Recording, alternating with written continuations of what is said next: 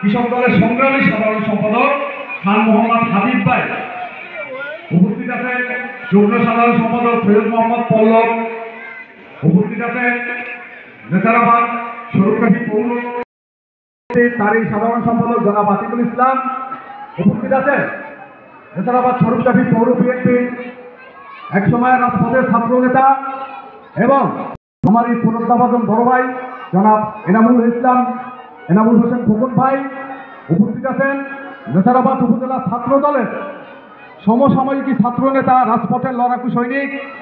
আমি যে ইউনিয়ন কৃষক দলের কমিটিগুলো দিয়েছি, প্রত্যেকটা ইউনিয়নের এপারে 4 ইউনিয়নের কৃষক দলের সভাপতি এবং সাধারণ সম্পাদক এবং পৌর কৃষক দলের সহ সাংগঠনিক সম্পাদক পর্যায়ের যে সমস্ত নেতৃবৃন্দ উপস্থিত, আমার 3 নং স্বরূপকাঠি ইউনিয়নের আমার মাথার তার সমতুল্য অত্র এলাকার মুরব্বী ছাত্র যুব জনতা এবং আমার প্রান্তীয় মা বাবালাইকুম প্রিয় সমাবেশ। এই স্বরূপকাঠি 10টি ইউনিয়নে 90টি ওয়ার্ড আছে। আপনারা একটু কথাগুলো মনোযোগ দিয়ে শুনবেন, যেহেতু এরা সাংগঠনিক কার্যক্রম আমরা কথা বলার জন্য দাঁড়িয়েছি।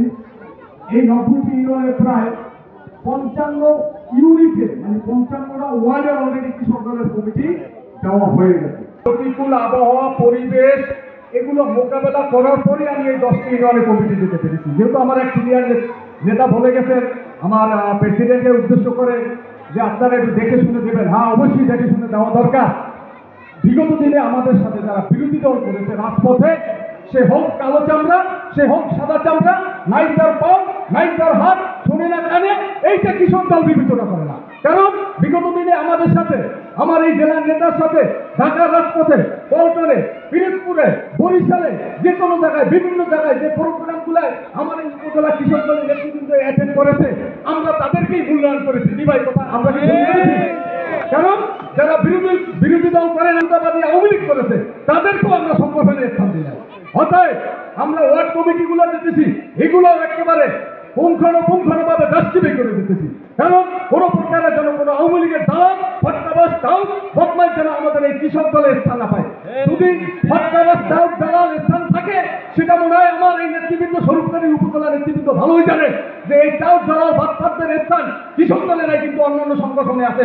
কারণ 5 তারিখের পর আমরা দেখেছি কিছু কিছু আমাদের সিনিয়র নেতৃবৃন্দ এই আওয়ামী লীগ পুনর্বাসন করার ঠিকাদারি নিয়েছেন। যারা আমাদেরকে নির্যাতন করেছেন, আমাদেরকে টেলিফোন করে বলা হয় তারা কিছু বলিস কেউ আমার লোক।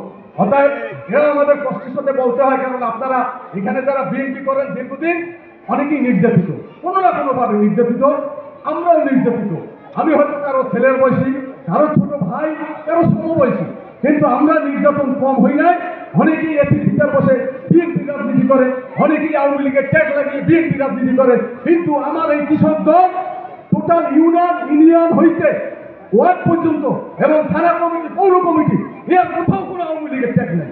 অতএব আমার এই নিয়ে কোনো চিন্তার কোনো কারণ নাই। আজকের এই যে সমাবেশটি আয়োজন করেছেন আপনারা, এটা আপনাদের অবদান। এত সুশৃঙ্খল, এত সুন্দরভাবে আপনারা অতিথিপর মুরব্বীরা আপনারা এখানে বসে আছেন। সভা করেছি তার থেকে আমার বাড়িও 3 নং স্বরূপকাঠি, যেহেতু আমি এখন পৌরসভার বাসিন্দা, স্বরূপকাঠি পৌরসভা, যেহেতু এরা আমরা ইউনিয়নের আমি সন্তান। অর্থাৎ এই ইউনিয়নে এত সুশৃঙ্খলভাবে এই আজকের এই অনুষ্ঠানে আপনারা যোগ দিয়েছেন, আমি আমার অন্তরস্থল থেকে এবং নেসারাবাদ উপজেলা কৃষক দলের পক্ষ থেকে আমি আপনাদেরকে ধন্যবাদ জানাই যে আগামীতেও আপনারা আমাদেরকে সহযোগিতা করবেন।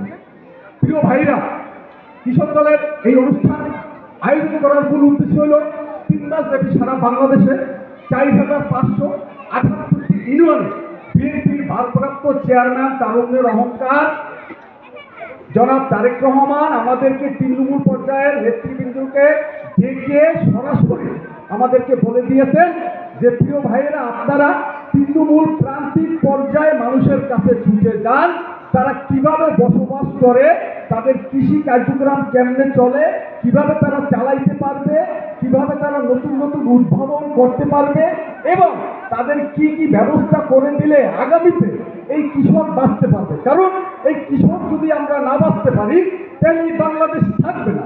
অতএব কৃষক বাঁচবে তো বাংলাদেশ বাঁচবে, কৃষক বাঁচবে আমরা বাঁচবো। কৃষক যদি উৎপাদন করে তাহলে আমরা ফসল খেতে পারবো, কৃষক উৎপাদন করবে না আমরা খেতে পারবো না। অতএব গিয়ে কিনে আনবো, কিন্তু বাজারে গিয়ে কিনা এই টেন্ডেন্সি মাথা থেকে দূর করতে হবে। প্রত্যেকের চাষ করতে হইবে, চাষাবাদে মনোযোগী হইতে হইবে। কারণ আমরা আইসিতে 50 বছর খাতা কলমে স্কুলে যে কোনো গেজেটে লেখা ছিল অমুক কৃষক অমুক কৃষক, কিন্তু আমরা এই কৃষকের পরিচয়টা আস্তে আস্তে উঠে নিয়ে ফেলতে চাই।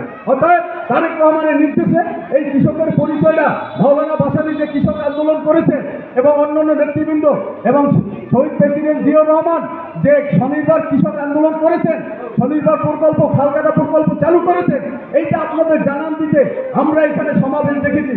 সম্মানিত উপস্থিতি, আমি আমার বক্তব্য থামিয়ে আমি একটু অভিনন্দন জানাই আমার নেসারাবাদ উপজেলা বিএনপির সম্মানিত যুগ্ম আহ্বায়ক জনাব নাসির আহমেদ তালুকদার ভাই আমাদের মাঝে এসেছে আমাদের এই কৃষক সমাবেশকে। কারণ আগামীতে বাংলাদেশ বাঁচাতে হলে এই কৃষক দিয়েই আন্দোলন করতে হইবে, কৃষকের হাতেই চাষাবাদ করাইতে হইবে। অর্থাৎ প্রিয় ভাইরা, আগামীতে যদি এই বাংলাদেশ জাতীয়তাবাদী দল বিএনপিকে ক্ষমতায় আনতে হয়, রাষ্ট্র ক্ষমতায় আনতে হয়, আমরা তো রাতের ভোট করতে পারবো না, আমরা দিনের ভোট এবং এই জনগণের ভোট নিয়েই আমরা আগামীতে তারেক রহমানকে রাষ্ট্র ক্ষমতায় দেখতে চাই। এই বলে আমরা সবাই আগামীতে ধানের শীষে ভোট দেবো, এই শপথ আমরা সবাই গ্রহণ করবো। সবাই হাত জাগান, আমরা আগামীতে প্রত্যেকেই ধানের শীষে ভোট দেবো এবং বাংলাদেশ জাতীয়তাবাদী দল বিএনপিকে রাষ্ট্র ক্ষমতায় এনেই আমাদের মনের বাসনা পূরণ করবো। এই বলে আমার সংক্ষিপ্ত আলোচনা শেষ করছি।